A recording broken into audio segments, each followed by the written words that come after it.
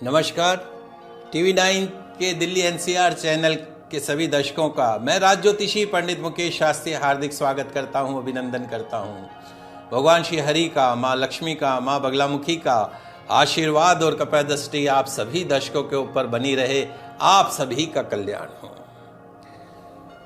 दोस्तों, आपके और हमारे घर में हम एक मंदिर बनाते हैं। ऑफिस है तो वहां पे भी सबसे पहले हम जगह ढूंढते हैं कि हमारे ऑफिस में एक मंदिर होना चाहिए। अब मंदिर तो हमने बना लिया। मंदिर बनाने के बाद में हमारे मन में प्रश्न ये आता है कि हम मंदिर में कौन सी तस्वीरें रखें या किन भगवानों की प्रतिमा रखें। यहां आके बड़ा कंफ्यूजन क्रिएट हो जाता है कि हमें कौन सी प्रतिमा रखनी चाहिए, अपने घर के मंदिर में किन देवी देवताओं को स्थापित करना चाहिए और किन्हें नहीं करना चाहिए। तो दोस्तों, यदि आपके घर में मंदिर के अंदर रखी हुई अपने इष्ट देवता की मूर्ति वास्तुसम्मत है, ऑफिस में रखी हुई मूर्ति वास्तुसम्मत है, तो आपके घर में हर प्रकार की सुख शांति समृद्धि रहती है। वहीं यदि आपने घर के मंदिर में, ऑफिस के मंदिर में वास्तुसम्मत मूर्तियां नहीं रखी हैं तो नाना प्रकार के शारीरिक, आर्थिक, मानसिक कष्ट आपको झेलने पड़ते हैं। तो आज के इस विशेष एपिसोड में मैं आपको बताने जा रहा हूं कि आपके घर में, आपके ऑफिस के मंदिर में अपने कौन से इष्ट देवता की मूर्ति रखना वास्तुसम्मत माना गया है। तो दोस्तों, सबसे पहले अगर घर में कोई मूर्ति होनी चाहिए, कोई प्रतिमा होनी चाहिए, तो किसकी होनी चाहिए? प्रथम पूज्य भगवान श्री गणेश जी महाराज की मूर्ति, हमें प्रतिमा अवश्य घर के मंदिर में रखनी चाहिए, और वो भी ऐसी जो चांदी की बनी हुई हो। चांदी की बनी हुई गणेश जी महाराज की प्रतिमा, मूर्ति अवश्य स्थापित कीजिए। और गणेश जी महाराज ऐसे जो बैठी हुई अवस्था में हो और सूंड उनकी बाईं तरफ हो। कौन सी सूंड?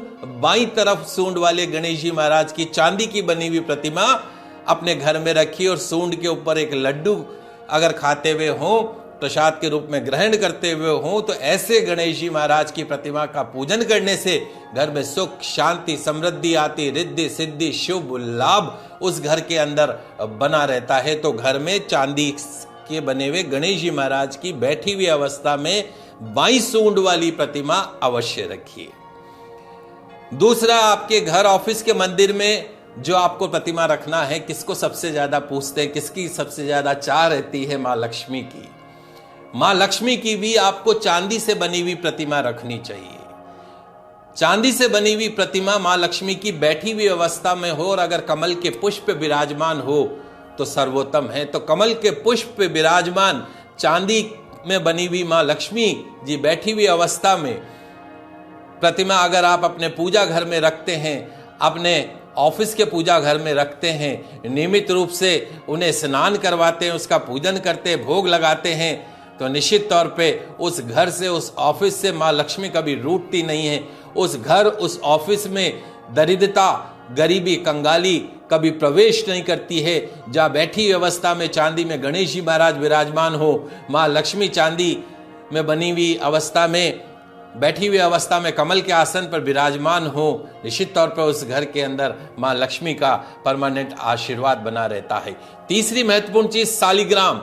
भगवान माँ लक्ष्मी को तो सब पूजते हैं, भगवान विष्णु को पूजना शुरू कर दीजिए, माँ लक्ष्मी तो स्वतः ही चली आएगी। तो सालिग्राम अवश्य रखिए। सालिग्राम भगवान विष्णु के प्रतीक माने जाते हैं, वो आपके घर में अवश्य होने चाहिए।